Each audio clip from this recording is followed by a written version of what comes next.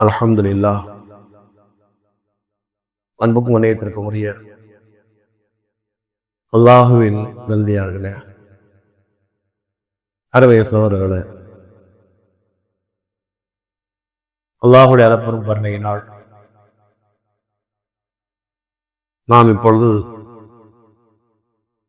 14வது தராவியை நிறைவு செய்திருக்கின்றோம். அல்லாஹு தஆலா தன்னுடைய அறப்பெரும் கருணையினால் நம்முடைய வணக்க வழிபாடுகளை ஏற்றுக்கொள்வதோடு வரக்கூடிய காலங்களிலே இன்னும் அதிகமாக வணக்கங்கள் செய்வதற்கு அல்லாஹ் நல்ல புரிவானாக. அன்பிற்கினியவர்களே, இன்றைய தராவி தொழுகையினுடைய 16வது ரக்காத்திலே ஓதப்பட்ட வசனம் அல்லாஹ் கூறுகிறான், லை யனால் அல்லாஹ லுஹூமுஹா வலா திமாஉஹா வலாக்கி யனால் தக்வா மின்கும். குர்பானியினுடைய மாமிசங்களோ அவற்றின் உதிரங்களோ அல்லாஹுவை ஒருபோதும் அடைவதில்லை. ஆனால் உங்களுடைய தக்குவா எனும் பயபக்தி தான் அல்லாஹுவை அடைகிறது என்று அல்லாஹ் கூறுகின்றார். குர்பானி கொடுக்கிற நேரத்தில் அந்த குர்பானி பிராணியினுடைய ரத்தமோ அல்லது மாமிசமோ அல்லாஹை அடைவதில்லை. மாறாக அவருடைய உள்ளத்தில் இருக்கின்ற இறையச்சம்தான் அல்லாஹ் அடைகிறது என்று அல்லாஹு தஆலா கூறுகின்றார். பொதுவாகவே மனிதனுக்கும் அல்லாஹுக்கும் மத்தியிலே பல வேற்றுமைகள் இருக்கிறது. மனிதனுக்கும் அல்லாஹுக்கும் மத்தியிலே பல வேற்றுமைகள் இருக்கின்றன. அதிலே ஒரு வேற்றுமை என்னவென்றால், உள்ளதை பார்க்கின்றவன் மனிதன், உள்ளத்தை பார்க்கின்றவன் இறைவன். என்ன அர்த்தம்? மனிதர்கள் பிற மனிதர்களை எதை வைத்து மதிப்பிடுவார்கள் என்றால், அவருடைய வெளி தோற்றங்களை வைத்து அவருக்கு மதிப்பு கொடுப்பார்கள். அவர் நல்ல பர்சனாலிட்டியா இருக்காரு, அல்லது நல்ல ட்ரெஸ் உடுத்தியிருக்காரு, அல்லது நல்லா படிச்சிருக்காரு, அல்லது நல்ல வசதியா இருக்காரு, அல்லது நல்ல பதவியில இருக்காரு என்று வெளியிலே ஒரு மனிதனிடத்தில் எது இருக்கின்றதோ எது உள்ளதோ அதை வைத்து மனிதனை கணிக்கிறார்கள், மதிக்கிறார்கள். பொதுவா இதுதான். இதுல ஏதோ ஒண்ணு இருக்கணும், ஏதாவது ஒண்ணு இருந்தா தான் மதிப்பு. கையில காசு இல்லைட்டா கணவனா இருந்தாலும் கதவை சாத்திட்டு ஒரு தமிழ்ல ஒரு பழைய படத்துல ஒரு ஜோப்புன்னு சொல்லுவோம். அதனால இன்னைக்கு யாரா இருந்தாலும் கூட கையில பச இருந்தா தான் மரியாதை இருக்கும், இல்லைன்னா வீட்டுல கூட மதிப்பு மரியாதையெல்லாம் இருக்காது. உலகத்திலே ஒரு மனிதன் இன்னொரு மனிதனை மதிப்பதற்கு ஏதோ ஒரு காரணம் இருக்க வேண்டும். இந்த உலகம் சார்ந்த விஷயங்கள் இருந்தால் மட்டும்தான் மதிக்கப்படுகிறான். பணம் பந்தியிலே குளம் குப்பையே சொல்லுவோம். வரலாற்றிலே ஒரு செய்தி, முல்லா நஸ்ருத்தீன் பெரிய அறிஞர், ஒரு விகடகவியாக இருக்கக்கூடியவர், ஒரு விருந்துக்கு அழைக்கப்பட்டு அவர் செல்கிறார். ஒரு விருந்துக்கு அழைக்கப்பட்டு செல்கின்றார். அவர் போய் என்ன செய்யறாரு, அந்த விருந்து நடக்கின்ற அந்த வீட்டுக்கு செல்கின்றார். அந்த வீட்டுக்காரரு மற்றவர்களெல்லாம் வரவேற்கின்றார்.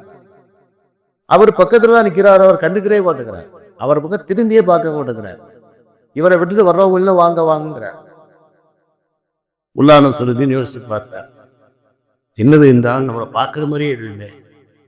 நம்ம அங்கிட்டு போய் அவர் பாப்பாருன்னு சொல்லி அங்கிட்டு போயிட்டா அவர் அங்கிட்டு பார்க்க மாட்டேங்கிறார், இங்கிட்டு திரும்புறார்.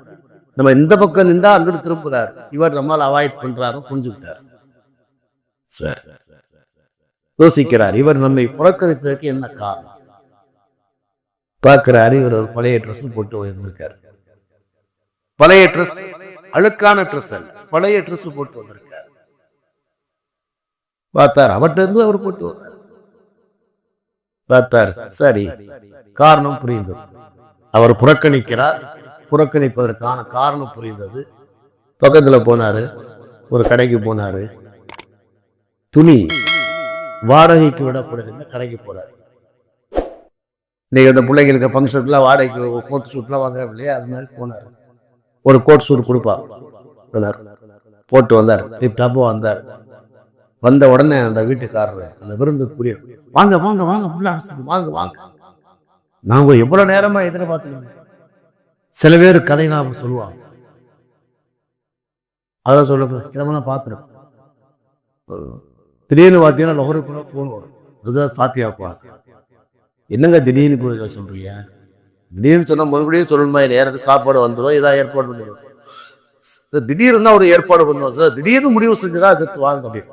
அங்கே பார்த்தோம்னா பிரியாணி டேக்ஸா இருக்கும், ஒரு 50 பேர் உட்காந்துருப்பாங்க.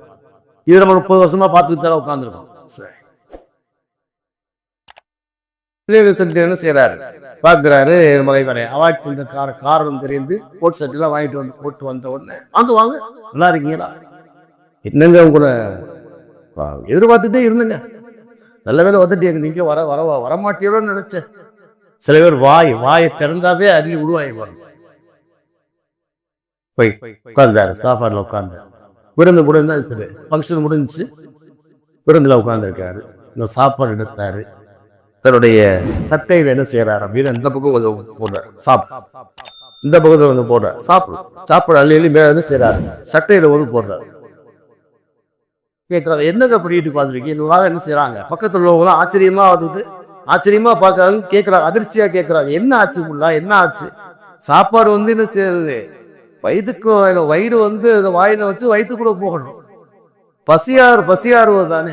நீங்க போய் ஆடைக்கு போய் வந்து கொடுக்க, ட்ரெஸ்ஸுக்கு போய் வந்து சாப்பாடு தீர்த்துருங்க, என்னங்க பைத்தியக்காரத்தனமா பண்றீங்கன்னு சொல்லி என்ன செய்ய பக்கத்துல உள்ளவங்களாம் வந்து சொன்ன உடனே இது வந்து வீட்டுக்காரர் தெரிஞ்சிச்சு. வீட்டுக்காரர் வந்தார். அவர் சொன்னார், ஏங்க உங்களுக்கு ஒரு விளையாடுறதுக்கு ஒரு இடம் இல்லை, இவர் வீரகவிங்கிறது தெரியும், ஒரு விளையாடுறதுக்கு ஒரு இடம் இல்லை, இந்த ஃபங்க்ஷன் வீட்டில் வந்துமா இப்படி வந்து விளையாடுறமா நடந்துக்கிட்டு அசிங்கப்படுத்துறது கொஞ்சம் கூட நாகரிகம் தெரியலங்கிறாங்க, இப்படி இருக்கீங்க. அவர் சொன்னாரு, உங்களெல்லாம் ஒரு மதிச்சு நான் கூப்பிட்டேன்னா அது இப்படி நடந்துருக்கீங்களா?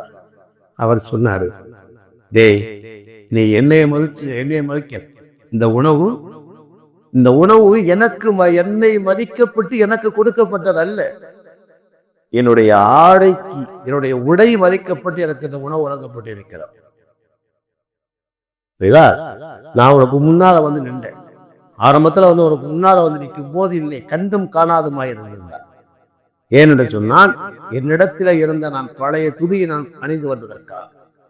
இப்போது வாடகைக்கு போய் நான் நல்ல ஒரு கோட் சூட்டு வாங்கி போட்டு வந்தவொடனே என்னை உபசரித்தா என்றால் இந்த உணவும் இந்த உபசரிப்பும் எனக்கு கொடுக்கப்பட்டது, என்னுடைய ஆடைக்கு கொடுக்கப்பட்டது. அதனால் அந்த உணவு நான் ஆடை கொடுக்குறேன்னு சொன்னவன் அவனுக்கு என்ன செய்து செவுள் அரசு மாதிரி ஆயிடுச்சு.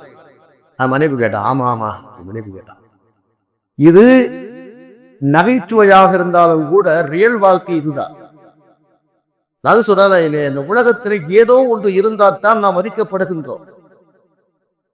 அதாவது மதிக்கப்படுவதற்கு வந்துட்டு ஒரு இருந்தா மதிக்கிறதுங்கிறதா வேறு விஷயம். ஆனா அதே நேரத்தில் அது இருந்தால்தான் மதிப்பமாக நினைக்க கூடாது இல்லையா? ஒரு நேரம் என்ன செய்வாங்க, நல்ல ஆடை உடுத்திட்டு வர்றது வாஸ்தவம் தான், ஒரு ஃபங்க்ஷனுக்கு நல்ல ஆடை உடுத்திட்டு வர்றது வாஸ்தவம் தான். அவன்கிட்ட இல்லைன்னா என்ன செய்ய முடியும்? இல்லைன்னா என்ன செய்ய முடியும்? ஆக இந்த உலகத்திலே மனிதனை மதிக்கின்றான் இறை வைத்து. அவரிடத்திலே எது உள்ளதோ அதை வைத்து மனிதனை மதிக்கின்றான். ஆனா அல்லாஹ் எப்படிப்பட்டவன் தெரியுமா? மனிதனிடத்திலே உள்ளதை பார்க்கக்கூடியவர் அல்ல, அவனுடைய உள்ளத்தை பார்க்கக்கூடியவர். நான் ஓதிய அந்த ஆயத்தினுடைய விளக்க உரையிலே தஃசீர் இப்னு கஸீர் அழகான ஹதீஸை பதிவு செய்கிறார்கள். ஹஜ்ரத் ரசூலுல்லாஹி ஸல்லல்லாஹு அலைஹி வஸல்லம் சொன்னார்கள், இன்னல்லாஹ லா யன்துரு இலா சுவரிக்கும் வலா இலா அம்வாலிக்கும். நிச்சயமா அல்லாஹு தஆலா உங்களுடைய தோற்றங்களை பார்க்கக்கூடியவன் அல்ல, உங்களுடைய பொருளாதாரத்தை பார்க்கக்கூடியவன் அல்ல, வலாக்கி யன்துரு இலா குலூபிக்கும் வ அமாலிக்கும். உங்களுடைய அமல்களையும் செயல்களையும் உங்களுடைய உள்ளத்தை மட்டுமே அல்லாஹ் பார்க்கிறான். அவனத்தில் ஏற்படக்கூடிய செயல்கள் என்ன, அவன் நன்மை செய்கிறாரா தீமை செய்கிறாரா என்ற ஒரு செயலை பார்க்கின்றான். அதை செய்கிற நேரத்திலே அவருடைய உள்ளம் எப்படி இருக்கிறது என்று அல்லாஹு தஆலா உள்ளத்தை பார்க்கின்றான். இதுதான் அல்லாஹுக்கும் மனிதனுக்கும் வித்தியாசம். அதாவது வேத சொன்ன ஆயத்தில் அல்லாஹு தஆலா கூறுகின்றான், நீங்கள் குர்பானி பிராணி கொடுக்கிற நேரத்திலே நீங்க மனம் வந்து கொடுக்கலாம், பெருசா கொடுக்கலாம், தாராளமா கொடுக்கலாம், தப்பே அல்ல. ஆனால் உடைய நீயத்து மிக முக்கியம். நீயத்து முக்கியம். அது ஹதீஸ்ல கூட பெருமானா சொல்வாங்க, மனம் மகிழ்ச்சியோடு கொடுங்கள் என்பதாக பெருமானா சொல்வாங்க. ஒரு காரியத்தை நாம் செய்கிற நேரத்திலே அல்லாஹுக்காக செய்யும், அதுதான் அல்லாஹு தஆலா இங்கே வலியுறுத்துகிறார். ஏனென்று சொன்னால் நம்முடைய உள்ளத்தை அல்லாஹ் பார்க்கிறார். நான் உங்களுக்கு ஏற்கனவே கூட நான் சொன்னேன், உள்ளம் என்பது அல்லாஹ்வுடைய இருக்கு, உள்ளத்தினுடைய மொழி என்பது அல்லாஹ் தான். அல்லாஹ் மனிதனிடத்தில் பார்க்கின்ற ஒன்று இருக்கிறது என்று சொன்னால் உள்ளத்தை அல்லாஹ் பார்க்கிறார். வல்லாஹு அலீமும் பிதாத்தி சுதூர். அல்லாஹு தஆலா மனிதனுடைய உள்ளத்தில் இருப்பதை அறிகின்றார். மனிதனுடைய உள்ளத்தை அல்லாஹு தஆலா பார்க்கிறார். நாம் இந்த உலகத்திலே எந்த வணக்கங்களை செய்தாலும் கூட அந்த வணக்கங்களுக்கு அடிப்படையாக இஹ்லாஸ் என்ற மன தூய்மையை மார்க்க வலியுறுத்துகிறோம். எந்த வணக்கம் செஞ்சாலும் வணக்கம் செய்வது ஒரு நல்ல விஷயம்தான். ஆனா அதே நேரத்தில் என்ன செய்வது, மன தூய்மையோடு செய்யணும். அல்லாஹ் வலியுறுத்தப்பட்டிருக்காது. அதாவது ரசூலுல்லாஹி ஸல்லல்லாஹு அலைஹி வஸல்லம் சொன்னார்கள், மன் கால லா இலாஹ இல்லல்லாஹ் முஹ்லிஸன் தஹலல் ஜன்னah. மன தூய்மையோடு யார் லா இலாஹ இல்லல்லாஹ் என்பதாக கூறுகிறார்களோ அவர்கள் சொர்க்கம் செல்வார்கள். கலிமாவை நாம் சொல்லுகிற நேரத்தில் இஹ்லாஸ் மன தூய்மையை பெருமானார் இங்கே கூறுகிறார்கள். நாம் நோன்பு வைக்கின்றோம், நோன்பிலே கூட இஹ்லாஸ் மன தூய்மை மிக முக்கியம். பெருமானார் சொல்வாங்க, ருப்ப சாயிபு லைஸனஹு மின் சியாமிஹி இல்ல ஜூஅ வலா திஸ். எத்தனையோ மக்கள் நோன்பு வைக்கிறார்கள், அவருடைய நோன்பிற்கான பலன் பசித்திருந்ததை தவிர தாகித்திருந்ததை தவிர எதுவும் இல்லை பெருமானார் சொல்வார். ஏன் நோன்பு வைக்கிறார்? நோன்புக்கு பலன் என்ன? ஒரு பலனும் இல்லை. பசியா கடவுள் தாவமா கடவுள் இதை தவிர எதுவும் இல்லை என்றால் பெருமானார் சொல்வாங்க. ஏன் சொன்னார்கள்? அறிஞர் ஒரு மக்கள் இரண்டு விளக்கம் எழுதுவார்கள். ஒன்று, அந்த நோன்பின் ஒழுக்கத்தை அவர் கடைபிடிக்காவிட்டால் ஃபாயிதா இல்லை. நோன்பு வச்சிருக்காரு, எப்ப பார்த்தாலும் போன நோண்டிட்டு உட்கார்ந்துருக்காரு, போன்ல என்ன செய்யறாரு, போன்ல நல்ல விஷயத்த பார்க்கறா, தப்பு இல்லை. நான் தான் போன பார்த்துட்டே பார்த்திருக்கேன். போன்ல என்ன செய்ய ஏன் சொன்னால் நிறைய விஷயங்கள் இருக்கிறது. உதாரணம் சொல்லுவான், நான் ஹாஃபிஸ் இல்லை. குரானில் என்ன செய்யறாரு, குரானுடைய ஆப் இருக்கு. குரான்ல ஒரு ஆயத்தினுடைய ஒரு எழுத்து ஒரு வார்த்தையை கட்டினாலே போதும். அந்த வார்த்தை இதே குரான் எத்தனை இடத்திலே வருகிறது, வரிசையா வந்து ஹதீஸ் இருக்கின்றது. பெருமானார் சொன்ன எத்தனை லட்சக்கணக்கான ஹதீஸ்களும் மாப்பிள்ள இருக்கு. அப்ப உலக நல்ல விஷயத்தை பார்க்கலாம், தப்பு இல்லை. ஆனா நோன்பு வச்சிருக்காரு, எப்ப பார்த்தாலும் டிவியை பார்த்துக்கிட்டு இருக்காரு, எப்ப பார்த்தாலும் போன்ல வந்து ஏதாவது படங்களை பார்த்து பாட்டை கேட்டுக்கிட்டு பொழுத ஓட்டுறாரு. நோன்பின் ஃபாயிதா இல்லை.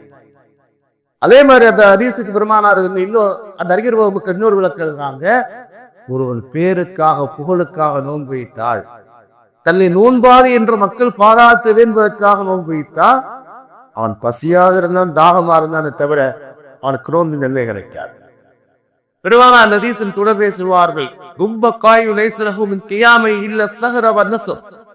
எத்தனையோ மக்கள் தொழுகிறார்கள், அவர்கள் இரவு விழித்ததையும் கால் கடுக்க நின்றதையும் தவிர எந்த பலனும் இல்லைன்னு சொல்லுவாங்க. என்ன அர்த்தம்? பேருக்காக புகழுக்காக வேண்டி அவன் தொழுதால் அந்த தொழுகையினுடைய ஃபாயிதா எதுவும் இல்லை. அவன் என்ன செஞ்சிருக்கா, கண்ணு முழிச்சிருக்கு, கால் நின்றுருக்கு, வேற எதுவும் இல்லை சொல்லுவாங்க. அவன் நோன்பு வைத்தாலும் சரி, இரவிலே நின்று வணங்கினாலும் சரி, இஹ்லாஸ் மிக முக்கியம். நாம் தான தர்மங்கள் செய்கின்றோம், ஜக்காத்தை கொடுக்கின்றோம், சதக்காத்தை செய்கின்றோம், அதிலே கூட இஹ்லாஸ் மிக முக்கியம். அல்லாஹ் சொல்வார், யா அய்யுஹல்லதீன ஆமனூ துப்திலூ ஸதகாத்திக்கும் மின் மன்னி வல் அலா கல்லதீ யுன்ஃபிகு மாலஹு ரியா அன்-நாஸ் வலா யுமினு பில்லாஹி வல் யௌமில் ஆகிர். தர்மத்தின் நன்மையை நீங்கள் இழந்து விடாதீர்கள். எப்படி? அவர்களுடைய மனது நோவும்படி பேசிவிட்டு நீங்கள் கொடுப்பதன் மூலமாகவோ, அது செய்த உதவியை நீங்கள் சொல்லி காண்பிப்பதன் மூலமாகவோ, அல்லது பேருக்கும் புகழுக்காக நீங்கள் கொடுப்பதன் மூலமாகவோ நன்மை இழந்து விடாதீர்கள். நம்ம 4 பேர் பெருமையா பேசுறதுக்காக நீங்க தர்மங்கள் வாரி வாரி வழங்கினீங்க அப்படின்னு கேட்டா நன்மை இல்லை. ஹஜ்ஜுக்கு கூட இஹ்லாஸ் மிக முக்கியம். அல்லாஹ் சொல்வான், அத்தீமுல் ஹஜ்ஜ வ அத்தீமுல் ஹஜ்ஜ வ உம்ரத்தல் இல்லா. ஹஜ்ஜை உம்ராய் அல்லாஹ்வுக்காக செய்யுங்கள் என்று அல்லாஹ் தஆலா கூறுகின்றார். இப்ப சொல்லக்கூடிய செய்தி என்று சொன்னால், நாம் எந்த வணக்கத்தை செய்தால் கூட ரொம்ப பயப்பட வேண்டும். என்ன தெரியுமா? இதன் மூலமாக பேரு புகழ் எதுவும் நமக்கு அதை எதிர்பார்த்து நாம் செய்து விடக்கூடாது. நாம் செய்கின்றோம், ஒருவர் புகழ்கின்றால் அதை பத்தி தப்பே இல்லை. பெருமானார் சாபி கேட்டார், அல்லாஹ்வுடைய தூதரே, பேருக்காக செய்யக்கூடாதுன்னு சொல்றீங்க, புகழுக்காக செய்யக்கூடாதுன்னு சொல்றீங்க, ஆனால் நான் செய்யக்கூடிய ஒரு நல்ல காரியத்தை எடுத்து மக்கள் புகழ்கிறார்கள், இதுக்கு என்ன என்பதாக பெருமானார் சொல்லுவாங்க, இது அல்லாஹ் உனக்கு இந்த உலகத்திலே கொடுத்த கிஃப்ட் 50 கொடுத்தருமா சொல்லுவாங்க.